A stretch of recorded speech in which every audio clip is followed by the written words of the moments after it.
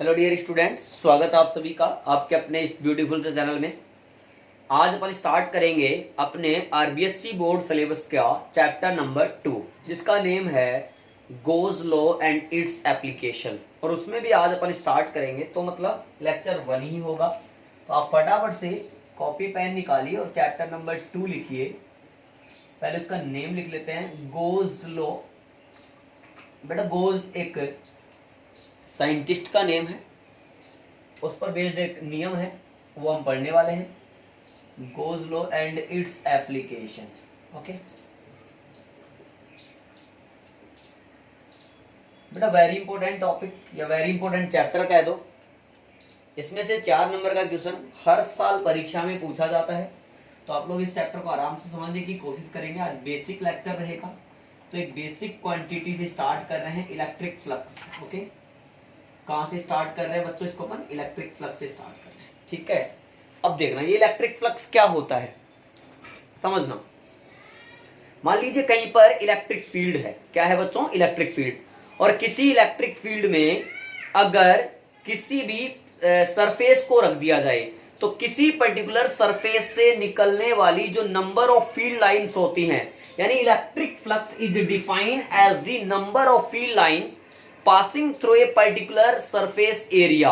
यानी किसी भी एक एरिया से, किसी भी क्षेत्रफल से, एरिया से गुजरने वाली, निकलने वाली इलेक्ट्रिक फील्ड लाइंस का नंबर ऑफ फील्ड लाइंस को क्या कहते हैं? इलेक्ट्रिक फ्लक्स कहते हैं। क्लियर है? अच्छा, इलेक्ट्रिक फ्लक्स तो होता है बच्चों, उसको फाई से डिनोट किया जाता है। किससे डिनोट किया जाता है? फाई से। अगर मैं ये कहूं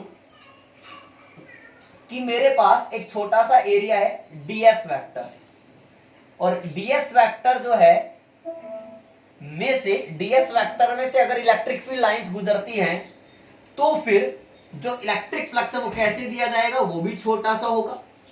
electric flux is equal to the, अब मैथमेटिकली क्या होता है वो बता रहा हूं।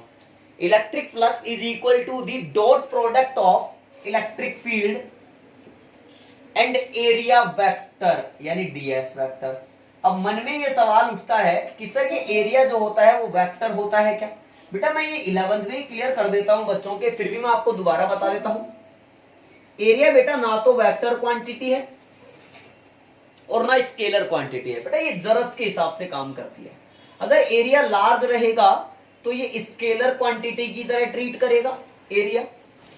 अगर बेटा एरिया स्मॉल लेना है, जो कि हम इस पूरे चैप्टर में स्मॉल ही मानकर चलेंगे हर जगह पर, तो फिर एरिया किसका काम करेगी बच्चों? एक वेक्टर क्वांटिटी का काम करेगी। चाहो तो इसको आप कॉपी के ऊपर साइड में कहीं लिख सकते हो।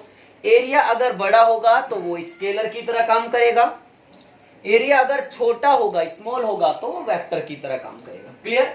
तो अपन ने कहा कि एक छोटे से एरिया डीएस वेक्टर में से अगर फील्ड लाइंस पास हो रही हो, तो उसके लिए इलेक्ट्रिक फ्लक्स, या किसी भी चीज के लिए इलेक्ट्रिक फ्लक्स कैसे लिखा जाता है? Dot product of E vector dot DS vector. Clear? आपने ये नोट कर लिया होगा, मैं इसको मिटा देता हूं। अब बेटा दोबारा देखो, मैं इसको दोबारा लिख देता हूं। हमने कहा कि ई वेक्टर और डीएस वेक्टर के बीच का जो एंगल है बेटा वो है थीटा। तो आप ये कह रहे हो सर डी फाई जो होता है वो होता है ई डॉट डीएस। ठीक है, if theta is angle between E vector and DS vector. क्यों बेटा? तो डी फाई क्या आने वाला है? E D S cos theta. मैं बार बार कह रहा हूं, नोट्स आपको पीडीएफ से बनाने हैं जो भेजी जाएगी वेबसाइट पर। तो डी फाई बराबर है E D S cos theta. क्या डॉट प्रोडक्ट को ऐसे ही खोला जाता है? Equation number 2। अब बेटा ध्यान से समझना, इस थीटा के बारे में पूरी कहानी प्रैक्टिकली समझने की कोशिश करते हैं। देखो ना, मेरी बात समझना। जैसे मैंने कहा कि मेरे पास ये एक नोटबुक है, समझना। अब आप इसको नोटबुक ना समझ करके एक रेक्टेंगुलर फ्रेम समझ लो, आयताकार फ्रेम। फ्रेम का मतलब है ये बीच वाला जो है वो बिल्कुल होलो है, ये है ही नहीं, ऐसे। ठीक, मान लीजिए यहां पर पानी फ्लो कर रहा है, इस तरह से रिवर है, और अपन ने क्या करा, इसको ऐसे डुबो दिया उस पानी में। अब तुम खुद सोचो, अगर आपने ऐसे उसको रख दिया, मतलब ऐसे आपने इस फ्रेम को रख दिया और ये पानी निकल रहा है, पानी जो है बच्चों आप उसको इलेक्ट्रिक फील्ड लाइन समझ सकते हैं। तो क्या इसमें से पानी पास हो रहा है? सर बिल्कुल हो रहा है। अच्छा बच्चों, मैं इस कंडीशन में अगर आपसे ई वेक्टर और डीएस वेक्टर के बीच का एंगल पूछो तो आप कितना बताएंगे? सर हम तो 90 डिग्री बताएंगे। ओहो सर ये इलेक्ट्रिक फील्ड ऐसे, ये मार्कर की डायरेक्शन इलेक्ट्रिक फील्ड, और आपने इस फ्रेम को रख दिया ऐसे, ओहो सर 90 डिग्री का बन गया। नहीं बेटा, तो खुद सोच, अगर 90 डिग्री का होगा तो फ्लक्स तो जीरो आ रहा है, यानी कोई फील्ड लाइंस पास ही नहीं हो रही है। कोस 90 कितना होता है? जीरो होता है। तो फिर सर बेटा ध्यान रखना, एरिया वेक्टर जो होता है, area vector is always perpendicular to the surface. अब ध्यान से देख वापस, सर इसके लिए एरिया वेक्टर कहां होगा? इस सरफेस के परपेंडिकुलर, यानी इस तरफ एरिया वेक्टर ऐसा परपेंडिकुलर टू दी सरफेस। और ई वेक्टर यानी पानी की डायरेक्शन भी ऐसे है, तो ई वेक्टर तुम भी इधर, डीएस वेक्टर तुम भी इधर, इसका मतलब तुम दोनों के बीच का एंगल कितना? 0 डिग्री। ओहो, तो डी फाई बराबर ई डी एस को 0, कोस 0 की वैल्यू 1, इसीलिए फ्लक्स आ रहा है, यानी इसमें से पानी गुजर रहा है। अच्छा, इसके प्लेन का ध्यान से देखना, यानी इस रेक्टेंगुलर फ्रेम का जो प्लेन है, इसके प्लेन ने फील्ड से कितना एंगल बनाया है? उसने 90 डिग्री बनाया है, बिकॉज ये प्लेन है, इस प्लेन ने इलेक्ट्रिक फील्ड से कितना बना रखा है? 90 डिग्री बना रखा है। बात समझ में आ रही है क्या? क्लियर? और हमें किस किस का बीच का देखना है? ई वेक्टर और डीएस वेक्टर के बीच का। अगर मान लो आपने ऐसे रख दिया,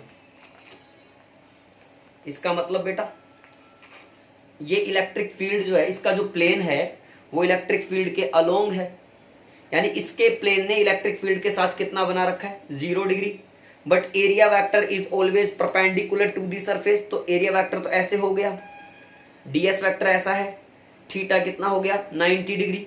इसका मतलब जब ऐसे रख रहा हूं तो इसमें से पानी पास नहीं होगा, यानी इसमें से फील्ड लाइंस पास नहीं होंगी, यानी इस कंडीशन में फ्लक्स कितना आएगा? 0 आएगा। तो यानी इसमें अगर स्पेशल केस आपसे पूछूं मैं, या इसमें लिख करके बताऊं बच्चों, तो देखो कैसे लिखूंगा। स्पेशल केसेस देखना, 2 पॉइंट लिख सकता हूं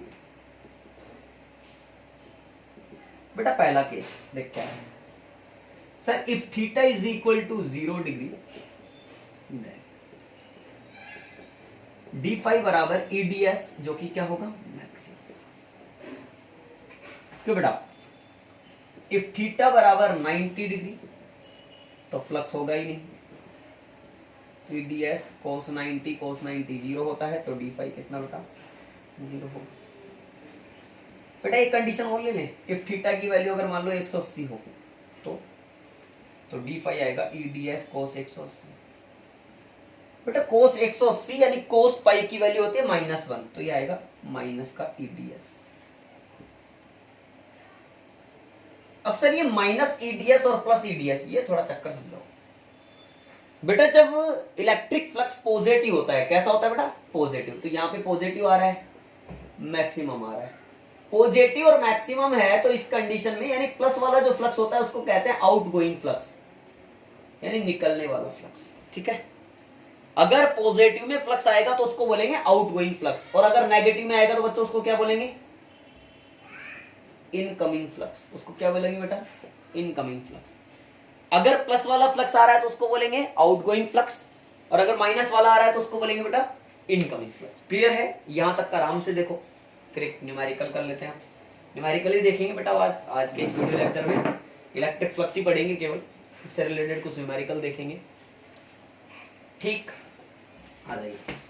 नोट्स आपको जो वेबसाइट पर पीडीएफ अवेलेबल है उसी से बनाने होंगे। ठीक है,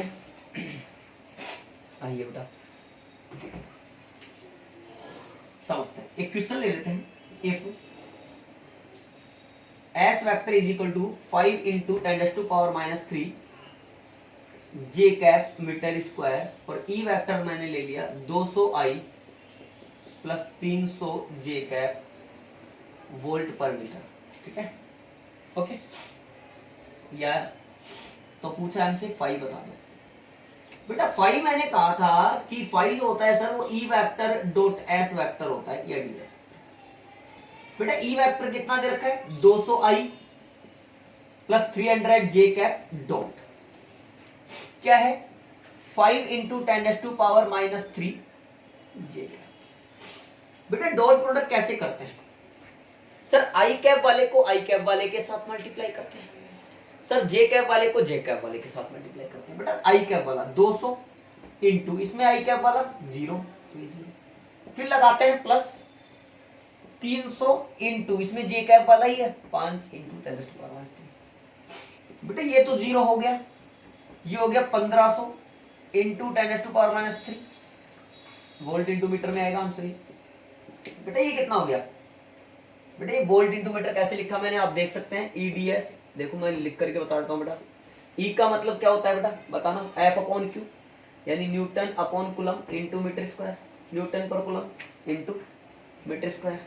बेटा न्यूटन पर कूलम को वोल्ट पर मीटर भी लिखा जा सकता है, कैसे लिखा जा सकता है आप खुद सीखो। वोल्ट क्या है, वर्क अपॉन चार्ज है। जूल अपॉन कूलम, जूल क्या है न्यूटन इंटू मीटर है अपॉन कूलम है।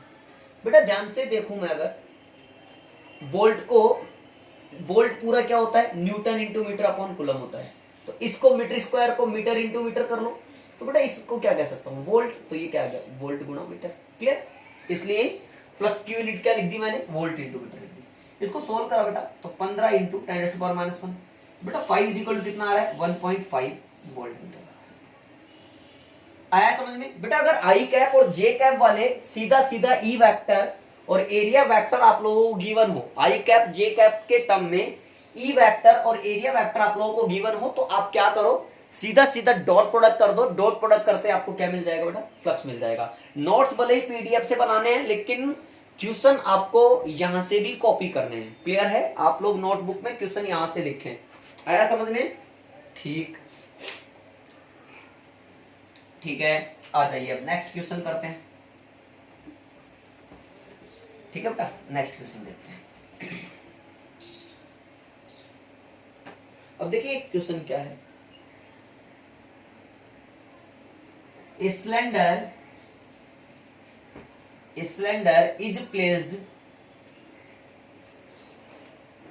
is placed in uniform electric field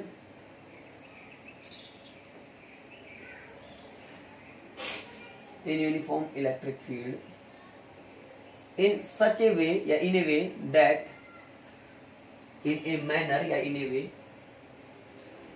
that its axis is along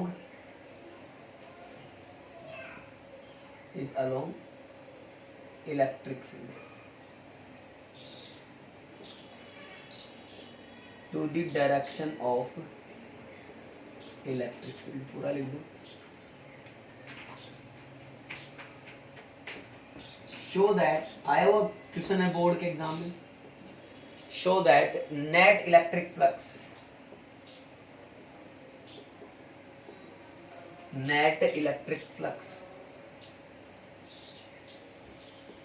associated with this cylinder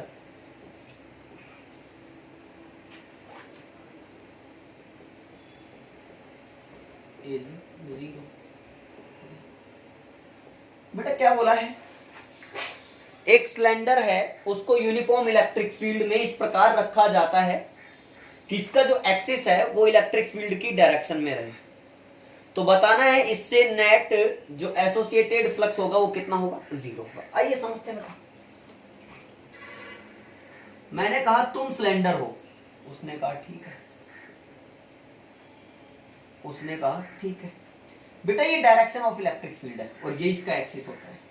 हमने कहा ये यूनिफॉर्म इलेक्ट्रिक फील्ड ऐसे हमने रख रखा है, ये हमने ऐसे रख रखा है, ये ई वेक्टर है। बेटा अगर मैं इस मार्कर को ध्यान से देखूं तो ये भी एक सिलेंडर ही है। बेटा इसमें 3 सरफेस है, 1 2 and this will be 3। Okay 1 2 and 3। तो बेटा एक तो यहां पर स्मॉल एलिमेंट माना जा सकता है, बेटा एक यहां पर स्मॉल एलिमेंट माना जा सकता है, एक यहां पर स्मॉल एलिमेंट माना जा सकता है। बेटा इसको बोलेंगे S1, बेटा इसको बोलेंगे S2, बेटा इसको बोलेंगे S3। बेटा यहां के लिए इलेक्ट्रिक फील्ड ऐसे ही है, कोई प्रॉब्लम नहीं है। ध्यान से देखें तो इसके लिए area vector is always perpendicular to the surface, तो इसका मतलब ऐसा आउटवर्ड ही लेना है, तो ds वेक्टर। बेटा इसका भी इलेक्ट्रिक फील्ड तो इधर ही है, बट इसका ds वेक्टर इधर आ गया। बेटा इसका इलेक्ट्रिक फील्ड इधर ही है, लेकिन बेटा इस सरफेस के लिए ds वेक्टर कहां जाएगा, ऊपर, तो परपेंडिकुलर टू द सरफेस लेना है। तो बेटा फाई नेट कितना आ रहा है sir, phi 1 plus phi 2 plus phi 3, तीनों सरफेस का लिख लो बेटा। यहाँ पर थीटा 0 है तो EDS कोस 0 प्लस बेटा यहाँ पे कोस 180 आ जाएगा प्लस बेटा यहाँ पे थीटा 90 है बेटा फाई नेट बोलो बेटा, बेटा बोलो सर वहां कोस 0 की वैल्यू 1 होती है तो EDS बेटा कोस 180 की वैल्यू -1 तो ये माइनस EDS प्लस कोस 90 0 तो बेटा ये कट गया। ओ तो फाई नेट कितना आ गया 0 आ गया। आया क्या समझ में? इसका मतलब सर आपने कहा कि अगर किसी भी सिलेंडर को, अब चार्ज तो दे ही नहीं रखा था इसको, इसके अंदर कोई चार्ज एनक्लोज था ही नहीं, तो कहां से फ्लक्स आता यार? जितनी फील्ड लाइंस आई उतनी वापस निकल रही। तो नेट फ्लक्स इसने पूछा था, ऐसा नहीं पूछा था कि इनकमिंग बता दो, आउटगोइंग फ्लक्स बता दो। इसने पूछा था कि नेट फ्लक्स कितना एसोसिएट है। बेटा इसमें से जितनी फील्ड लाइंस इसमें एंटर हुई हैं उतनी ही इसमें निकल गई है। तो इसका मतलब जितना प्लस है उतना माइनस है। जब दोनों को ऐड करा तो नील बट्टा सन्नाटा। तो यही तो हमसे पूछा था। बात समझ में आई? क्लियर है? फटाफट नोट कर लो, फिर नेक्स्ट क्वेश्चन एक और देखते हैं।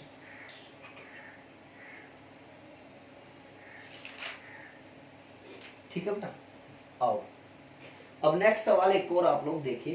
अपन एक और सवाल करते हैं बेटा। एक सवाल और है जो आप लोग ट्राई करेंगे पॉज करके उसको। नेक्स्ट सवाल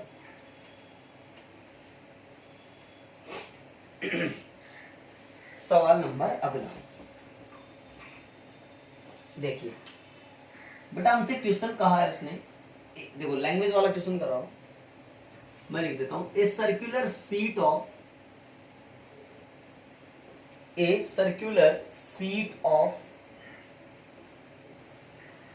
radius 5 centimeter is placed in a uniform electric field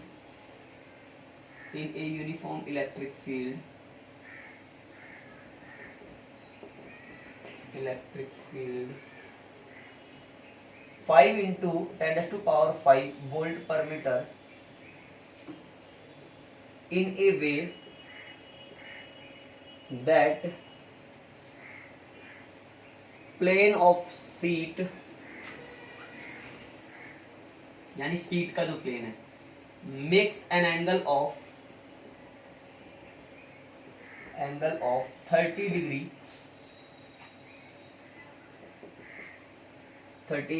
with the direction of electric field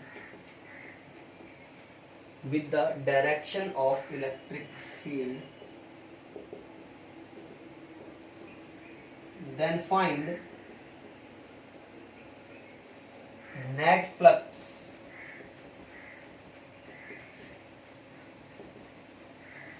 passing through the seat। Okay बेटा, बेटा बोला है एक 5 सेंटीमीटर रेडियस का, इसको पहले मीटर में कन्वर्ट कर लिया, रेडियस का सर्कुलर सीट, इलेक्ट्रिक फील्ड जिसका स्ट्रेंथ है 5 इंटू 10⁵ वोल्ट पर मीटर में इस प्रकार रखा है कि सर्कुलर सीट के प्लेन ने, बेटा किसने? प्लेन ने, एरिया वेक्टर ने नहीं, यानी इसके नॉर्मल ने नहीं, इसके प्लेन ने इलेक्ट्रिक फील्ड से कितना एंगल बना रखा है? 30 डिग्री बना रखा है, यानी ऐसे कहीं झुक रहा होगा ये। अब ध्यान से देखना, यानी सीन कैसा है वही समझते हैं। आइए मानते हैं कि ये सर्कुलर सीट है बेटा, ये इसका प्लेन है, तो इलेक्ट्रिक फील्ड की डायरेक्शन के साथ में, ये इलेक्ट्रिक फील्ड हो गया, इलेक्ट्रिक फील्ड की डायरेक्शन के साथ में इसके प्लेन ने कितना एंगल बना रखा है? 30 डिग्री। बेटा एरिया वेक्टर जो होगा वो सीट के हमेशा परपेंडिकुलर होगा, तो ये एरिया वेक्टर की डायरेक्शन है, एस वेक्टर या डीएस वेक्टर।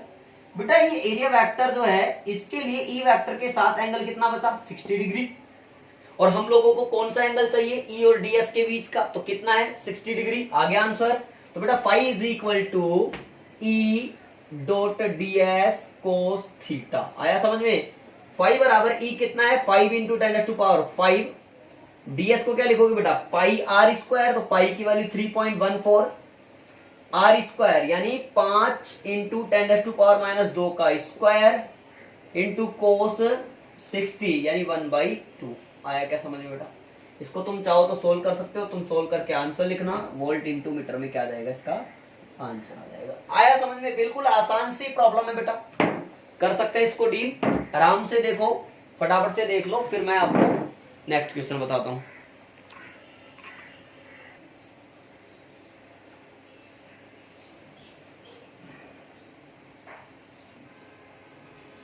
हो गया, ठीक है। अब देखिए बच्चों, एक लास्ट न्यूमेरिकल और करते हैं आज की वीडियो का। देखिए आज के वीडियो लेक्चर का लास्ट न्यूमेरिकल।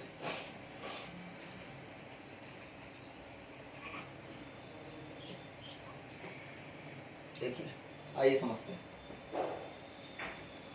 बेटा। आज जो है एक लास्ट अपन जो कर रहे हैं वो देखो कैसा है। बोला इस तरह से 3D है, x ये y और ये zx। बोला इसमें एक सरफेस है, सर्कुलर शीट है, इसको कह दो, जिसका नाम है 1, इसकी रेडियस r है। बोला बेटा ये है एक, जिसका नाम है 2, इसकी रेडियस भी r है। बोला ये 3 यहाँ पर है, इसकी रेडियस r है, इसका नाम 3 है। चलो ऐसे लिख लो 1 2 और 3। बेटा ये कहाँ रखी है? एक्स वाई प्लेन में। बेटा ये कहाँ रखी है? वाई जेड प्लेन में। बेटा ये वाली कहाँ रखी है? एक्स जेड प्लेन में। ठीक है। बोला है यहाँ पे if E vector is equal to 2i plus 4j minus 3k cap volt per metre, then find flux through each surface. Each surface, okay. हर एक सरफेस से क्या फाइंड करना है हमको? इलेक्ट्रिक फ्लक्स फाइंड करना है। बेटा डरना बिल्कुल भी नहीं है, ध्यान से देखो। ई वेक्टर हम लोगों को गिवन है, हम लोगों को चाहिए क्या? Area vector. बेटा सर्कुलर शीट का एरिया क्या होता है? Pi R square. सर वो तो ठीक है, पर डायरेक्शन बेटा ये कहां रखा हुआ है? एक्स वाई प्लेन में। तो इसका मतलब इसके लिए परपेंडिकुलर कौन होगा? Sir Z axis. Z axis में यूनिट वेक्टर क्या लेते हैं? के कैप। इसके लिए एरिया वेक्टर कौन सी डायरेक्शन में होगा? एक्स एक्सिस यानी आई कैप में। इसके लिए कहां पे होगा? वाई एक्सिस में। हो गया बेटा। Phi 1 is equal to 2i plus 4j minus 3k cap dot, बेटा क्या है? Pi R square. कहां पे है बेटा? पहला वाला एक्स वाई प्लेन में है, तो जेड एक्सिस यानी के कैप में आएगा। बेटा फाई 1 इज इक्वल टू, बताना बेटा, आई वाले और जे वाले 0 है तो के वाले मल्टीप्लाई हो जाएंगे, माइनस 3 पाई आर स्क्वायर। अच्छा बेटा ये कैसा है? फिर माइनस में आ रहा है, मतलब कैसा है? ये इनकमिंग है। ऐसा समझ में। बेटा फाई 2 पूछूं तो सर वही 2i plus 4j minus 3k cap dot. बेटा वाई जेड प्लेन में है तो एरिया वेक्टर कहां आएगा? एक्स एक्सिस में, यानी पाई आर स्क्वायर आई कैप। सही। बेटा आई वाला ही मल्टीप्लाई होकर के आंसर लिख दिया जाएगा 2 पाई आर स्क्वायर, यानी ये कैसा है बेटा? आउटगोइंग। प्लस में आ रहा है इसलिए। बेटा फाई 3 देखो कहां पर है? ये तीसरा सरफेस सर एक्स जेड में है तो वाई में आएगा area 2i plus 4j dot. बेटा कहां पे आएगा इसका एरिया? बोलो जे कैप में। तो जे वाला मल्टीप्लाई कर लो, कितना आ रहा है? 4 पाई आर स्क्वायर। ये कैसा आएगा? आउटगोइंग आएगा। कैसा आएगा? ये आउटगोइंग आएगा। तो इस तरह से आप ऐसा क्वेश्चन भी डील कर सकते हैं। क्लियर है बच्चों? ठीक है, फटाफट नोट कर लो, कर लो नोट। हो गया नोट? ठीक है। तो आज के इस वीडियो लेक्चर यानी Gauss law and its application chapter number 2 का ये फर्स्ट लेक्चर था। आज के लिए इतना ही काफी है। आप इलेक्ट्रिक फ्लक्स को अच्छे से समझिए। इसको जो न्यूमेरिकल मैंने आपको बताया, एक एक न्यूमेरिकल को अच्छे से क्लियर कीजिए। हर एक पैटर्न का न्यूमेरिकल मैंने कवर कर लिया है। अब अपन नेक्स्ट वीडियो में बच्चों गोस लॉ स्टार्ट करेंगे, फिर उसके कुछ एप्लीकेशंस भी देख लेंगे। क्लियर है? और जैसे ही नेक्स्ट वीडियो अपलोड हो तब तक के लिए आप लोग पढ़ाई करते रहिए। All the best.